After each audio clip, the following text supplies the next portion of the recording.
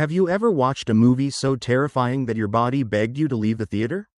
Some films don't just scare you, they crawl under your skin, twist your stomach, and make every heartbeat louder than the screams on screen. Tonight, we're diving into the darkest corners of cinema, stories so disturbing that people couldn't sit through them. From cursed houses to unspeakable experiments, these are the movies that broke even the bravest souls. So, do you think you could last till the end? 1. The Exorcist, 1973. A young girl becomes possessed by a demonic force, pushing faith and fear to their breaking point. There are horror movies, and then there's The Exorcist. The kind of film that doesn't just scare you, it stains your soul. It begins quietly, almost innocently. A mother, worried about her daughter Regan, who's been acting strangely, whispers in the attic, strange scratches on the walls. The feeling that something unseen is lurking nearby. But what starts as confusion slowly spirals into madness. As Regan's laughter turns guttural, her eyes turn hollow, and her voice becomes something not human. When Father Marin and Father Karras arrive to confront the evil within her, the air seems to freeze. The room becomes a battlefield, faith versus the abyss. You can almost feel the weight of every word, every prayer, as the demon mocks them, taunts them, plays with their sanity. The spinning head, the levitation, the unholy blasphemy, all burned into the minds of those who dared to watch. In 1973, people weren't ready. Viewers fainted, vomited, screamed for the lights to come back on. Some ran out of theaters in tears. Ambulances were called. Churches held prayer sessions for moviegoers who couldn't shake the terror. Because The Exorcist didn't just entertain, it reached inside and made you confront something primal. Something older than religion itself. The fear that evil is real. And it can find you. Even now, 50 years later, no amount of CGI or jump scares can match the dread of that cold, dimly lit bedroom, the soft flicker of candlelight, the hiss of an unseen voice, the crucifix trembling in the dark. You think you're brave? Try watching it alone, when the world outside is silent and your room is still. The Exorcist isn't just a film. It's an experience that lingers long after the credits roll. A test of endurance, a mirror showing us how fragile our courage truly is. Some people left the theater that night, others never truly left the fear behind. 2. Hereditary, 2018. A grieving family discovers a horrifying legacy that blurs the line between love, madness, and the supernatural. Some horror movies whisper their terror. Hereditary screams it through silence. It begins with a funeral, a mother's death cloaked in grief and unease. Annie Graham tries to keep her family together, but there's something fractured beneath their quiet home. Her daughter, Charlie, is odd, too quiet, too distant, her clicking tongue echoing in the dark. And when tragedy strikes, it doesn't just break them, it opens a door that should have stayed shut forever. You can feel it, can't you? That slow, suffocating dread, where the camera lingers too long, where every shadow looks alive. Director Ari Aster doesn't throw monsters at you, he lets them crawl into your head. You watch as Annie's grief mutates into hysteria, as Peter's guilt festers into terror, as unseen forces toy with them like puppets. There's no music to warn you, no safe moment to catch your breath, only the growing certainty that something ancient is orchestrating their pain. And then comes the sound, that single, sharp click. If you've seen it, you know, that moment when the audience gasped, when a collective shiver ran through every spine in the theater. People couldn't look, some cried, some walked out, not because of gore, but because Hereditary hits a part of you that few films dare to touch, the horror of losing control, of watching your family crumble under invisible hands. It's not just a story about demons, it's about inheritance, of trauma, of guilt, of darkness passed down like blood. Annie's desperate sculptures, Peter's haunted eyes, the house filled with secrets that were never meant to be understood. Every frame feels like a nightmare you can't wake from, one that twists love into something unbearable. By the time the truth reveals itself, when the masks come off and the ritual begins, it's too late. The horror isn't on the screen anymore. It's in you, in the quiet realization that maybe fate isn't something we can escape. Hereditary doesn't scare you with jumps, it dismantles you piece by piece. And when the credits roll, The silence feels heavier than before, because deep down, you know the horror never really left. 3. The Blair Witch Project, 1999. 3 film students disappear in the woods while investigating a local legend, leaving behind their terrifying footage. Before found footage became a cliché, it was a curse. The Blair Witch Project didn't need monsters, gore, or elaborate effects. It had something far more potent: the illusion that it was real.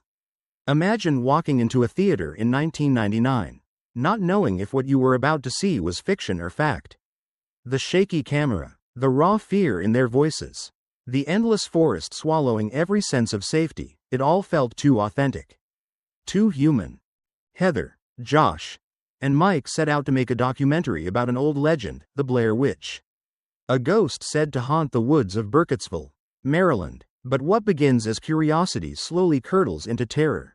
Their map vanishes. Their compass lies. The forest feels alive, watching, whispering, night after night. Strange sounds close in, snapping branches, distant cries, childlike laughter echoing through the dark.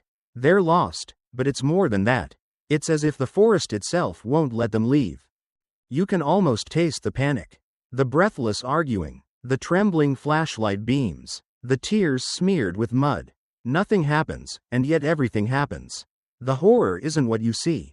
It's what your mind imagines in the spaces between. And that's what made people lose it. Some fled the theaters, dizzy from the camera work. Others swore they were watching real people die. There's a moment near the end, if you've seen it.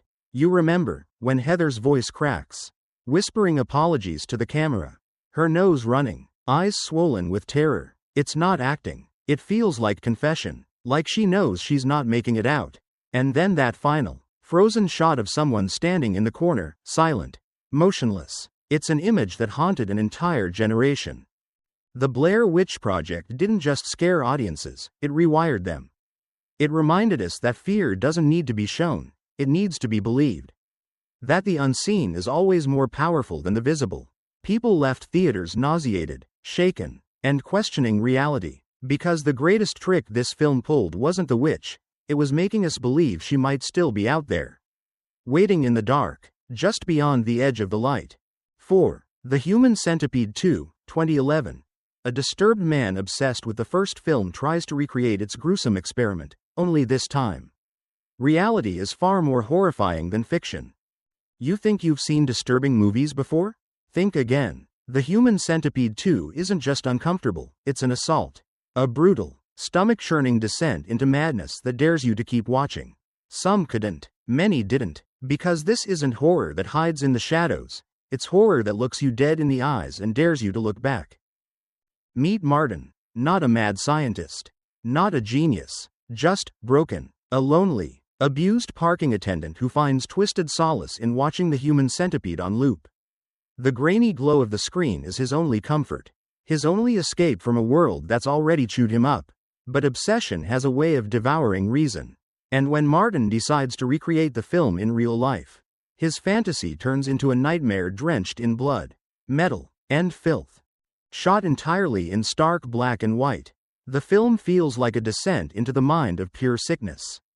There's no score to warn you, no soft moment to breathe, only the grinding of tools, the screams muffled by duct tape, and the relentless sound of madness unfolding. Director Tom Six doesn't just push boundaries, he obliterates them, leaving behind a trail of nausea and disbelief. By the halfway point, theaters were emptying, people fainted, cried, shouted at the screen. Critics called it depraved, pointless, unwatchable, but beneath the gore lies something even more disturbing, the reflection of obsession itself. Martin is not a villain from fiction, he's the monster born from it. A reminder that horror doesn't always stay on the screen. Sometimes, it follows you home. Every frame feels wrong, every second like something you shouldn't be witnessing. And yet, you can't look away. That's the true horror of the Human Centipede II. It traps you between disgust and fascination, daring you to find where your limit truly lies.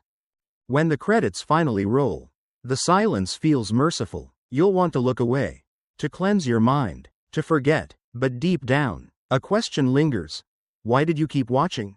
Curiosity? Morbid fascination? Or something darker? Few films have tested their audiences like this one.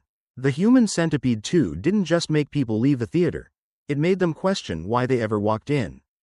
5. Raw, 2016. A young vegetarian's first taste of meat awakens something dark, primal, and insatiable within her. There are movies that make you jump. And then there are movies like Raw, the ones that make you squirm. That crawl beneath your skin and stay there long after the screen goes dark. This is not your typical horror. It's not about monsters, ghosts, or demons. It's about hunger, the kind you can't reason with. The kind that's buried deep inside every one of us. Justine is a shy, brilliant vegetarian starting her first year at veterinary school. Her parents, strict and cold, send her off with warnings and rules. But on her first night, she's dragged into a brutal hazing ritual, blood, filth, chaos. Amid the madness, she's forced to eat raw meat for the first time. A piece of rabbit kidney. Harmless, right? Except it isn't. Something inside her shifts. Her body rebels. Her skin itches. Her stomach twists. And then comes the craving for more. You can feel it building with every frame, that slow, burning transformation from innocence to obsession. The camera lingers on moments that feel too intimate, too human, until they turn unbearable. When Justine begins to crave flesh, not animal, but human, it's not played for shock. It's played like a confession. Her trembling lips, her wide eyes, the quiet horror of realizing that the monster isn't outside, it's her. People fainted during screenings. Ambulances were called at film festivals. Not because Raw is gratuitous, but because it's disturbingly real. The sound design, the textures, the way the light hits a piece of skin or a streak of blood, it all feels tactile. Tangible, like your own body is betraying you as you watch. But underneath the gore lies something far more profound. A story about growing up. About identity. About discovering the parts of yourself you wish didn't exist. Director Julia Ducournau doesn't scare you with what's seen. She scares you with what you understand. The moment you realize Justine's hunger isn't just physical, it's emotional. Existential. By the end, Raw leaves you hollow and haunted. You might want to look away. But you can't. Because every bite, every gasp, every drop of crimson is part of a larger truth, that beneath the surface of civility, we're all animals pretending to be human. So ask yourself, when the hunger comes, how far would you go to feed it? 6. The Texas Chainsaw Massacre, 1974. A group of friends stumbles into the home of a murderous family, discovering that some nightmares wear human skin. If Raw makes your stomach churn, the Texas Chainsaw Massacre makes your soul scream. There's nothing polished about it. No glossy effects or orchestral swells, just the relentless, sunburned madness of rural Texas and the sound of a chainsaw tearing through silence. It begins like any road trip, laughter, friends, heat shimmering off the highway, until they pull over near an old farmhouse. That's when the laughter stops. You can almost feel the air grow heavy, taste the rot in the wind. The house looks abandoned at first, bones hanging from the porch. Strange furniture made of skin, but something moves inside. And then, out of nowhere, Leatherface appears, not a monster from a storybook, but a man-child in a mask of human flesh, roaring from behind a whirring chainsaw. The sound alone feels like a scream you can't shut off. The film doesn't show much blood, that's the trick. It makes your imagination do the damage. Every swing, every scream, every thud echoes in your chest like a heartbeat that won't calm down. By the time Sally, the lone survivor, is sprinting down the road, her face smeared with terror, you're not just watching her, you're running with her. You can almost hear your own breath sync with hers. When it was first released in 1974, audiences weren't ready. They didn't think a film could feel this real. Viewers fainted, others ran out mid-scene, and some theaters banned it entirely. There's something raw and documentary-like about the way it's shot, handheld, grainy, drenched in sweat, that tricks your brain into believing it's not fiction. But beyond the gore and chaos lies something deeper. The Texas Chainsaw Massacre isn't just about killing, it's about decay. The death of innocence, the rot beneath the surface of America's dream. The slaughterhouse isn't just a place, it's a metaphor for everything that devours us from within. By the end, Leatherface's dance under the burning sun, his chainsaw slashing at the air. His rage almost childlike, feels like the embodiment of pure insanity. You don't just see terror, you feel it, vibrating through your bones. Decades later, no remake has captured that same suffocating dread. The Texas Chainsaw Massacre remains one of the few films that prove horror doesn't need special effects or monsters, just the terrifying truth of what humans are capable of. So tell me, how long do you think you'd last in that house? 7. Terrifier 2, 2022. Art the Clown returns to unleash a new wave of sadistic carnage that tests even the strongest stomachs. If the Human Centipede II was too much, Terrifier 2 laughs in your face and turns the dial even higher. This isn't horror for the faint of heart, it's a full-blown endurance test. A grotesque symphony of screams, blood, and insanity led by one of the most terrifying clowns in modern cinema, Art. Not the colorful, balloon-twisting kind, but the silent kind, the one whose smile never fades even when drenched in crimson. The film opens with a whisper of calm, a false sense of safety. A teenage girl named Sienna prepares for Halloween, her costume a tribute to a fallen hero from her father's drawings. But somewhere in the shadows, Art the Clown wakes up. No words, no reason, just a hunger to create chaos, the kind of chaos that makes audiences squirm. Look away, or worse, leave. The kills are infamous. They don't cut away, they don't fade to black, they linger. Every second is a dare. The bedroom scene alone has become legend, an unholy blend of practical effects and cruelty so intense that viewers fainted during screenings. One woman reportedly vomited in the theater. And yet, the director, Damien Leone, never apologizes. He knows what he's doing, crafting a nightmare that refuses to let you breathe. But beneath the gore, there's something oddly mesmerizing. Sienna's journey, from a grieving daughter to a warrior bathed in blood, mirrors every horror fan's secret thrill, to face fear and survive it. She becomes light in the darkness, a twisted angel in a world gone mad, and Art, ever silent, becomes the embodiment of pure, meaningless evil. The camera doesn't blink, and neither should you. That's the game Terrifier 2 plays, pushing your limits until you question why you're still watching. Is it the shock, the artistry, or the unsettling realization that part of you can't look away? When the credits roll, you're left shaken, your nerves raw and your heartbeat racing. Some say the film goes too far. Others call it a masterpiece of madness. But one thing's certain, Terrifier 2 doesn't just scare, it dares. So, here's the real question. How long would you last in the dark with Art the Clown before you had to run for the exit? 8. Antichrist, 2009. A couple retreats to a remote cabin to heal from tragedy, only to confront the most terrifying parts of human nature. There are horror films that scare you, and then there's Antichrist. A film that wounds you. Directed by Lars von Trier. It's less a movie and more a fever dream. One soaked in grief, guilt, and something darker than either. It begins in silence, black and white. Snow falling. A child's laughter echoing faintly through the air. And then, tragedy. A fall, a scream, and everything changes. A husband and wife, broken by loss, escape to a cabin deep in the woods, hoping to find peace. But the forest doesn't offer peace, it breathes, whispers, moves, it feels alive. Their grief festers into something physical, something feral. Nature itself seems to mourn with them, but with a kind of cruelty that only the natural world can wield.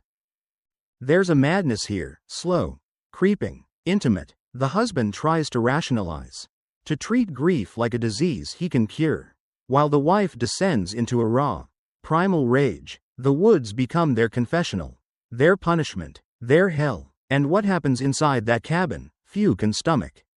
Viewers fainted, others fled in disgust, critics called it obscene. Yet, Antichrist isn't horror for shock's sake, it's a confrontation, a mirror held up to pain, to the terrifying possibility that sometimes the person you love most can also be the thing you fear most. Von Trier crafts every shot with haunting precision. The sound of wind through trees, the twitch of an animal, the blood that feels too real. Every image feels like a dream you can't wake from, one that grows darker the longer you stay. It's not about demons or possessions, it's about the rot that grief leaves behind. And what happens when love curdles into something unholy? By the time it ends, you don't know whether you've watched a story or survived a ritual. You feel dirty, shaken, hollowed out, but you also feel alive, because Antichrist reminds us that horror doesn't always wear a mask. Sometimes it sleeps beside us. So, if you think you've seen everything horror has to offer, try stepping into those woods. Just don't expect to come back the same. 9. Paranormal Activity, 2007. A young couple documents the unseen presence haunting their home, until the camera captures far more than they ever expected. Sometimes, the scariest things aren't seen, they're heard. A whisper at 3 a.m., a door creaking open when it shouldn't. The soft thud of footsteps pacing the hallway when you know no one else is there. Paranormal Activity didn't need blood or monsters.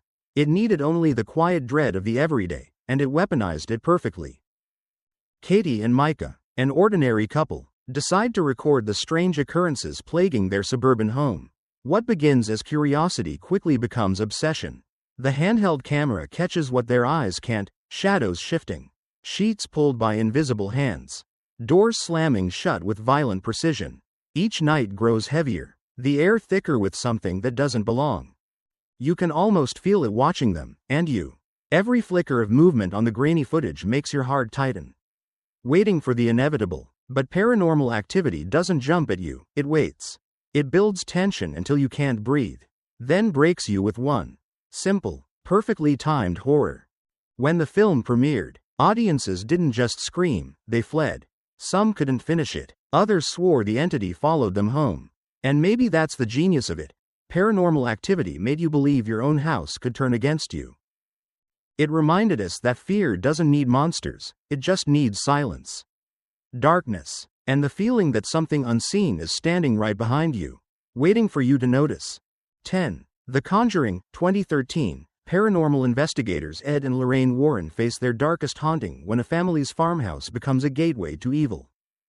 You know the kind of horror that crawls under your skin and refuses to leave? The Conjuring is that kind of horror. It doesn't need blood or twisted monsters. It thrives on what your imagination fills in when the lights go out. Based on the real case files of Ed and Lorraine Warren, the story follows the Perron family, who move into an old farmhouse in Rhode Island. At first, everything feels hopeful, a new beginning. But soon, their nights are broken by the sound of clapping hands in the dark, pictures falling from the walls, and doors that open themselves as if the house is breathing. What makes The Conjuring so haunting is how familiar it feels. The family isn't cursed royalty or ancient spirits, they're ordinary people like us, caught in a nightmare that refuses to end. The Warrens, seasoned demonologists, step in to help, but what they uncover goes beyond any haunting they've faced before. An entity older and more vengeful than anything they imagined lurks within the walls, feeding on fear, twisting faith, and waiting for the perfect moment to strike. There's a moment, you'll know it when it comes, when Lorraine steps into the cellar, lantern trembling, and you can feel the darkness watching her.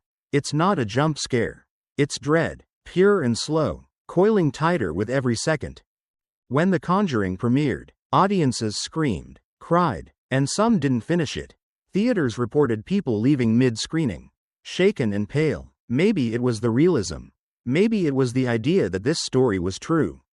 Because deep down, The Conjuring reminds us of something we all secretly fear: that evil doesn't live in haunted mansions or faraway places.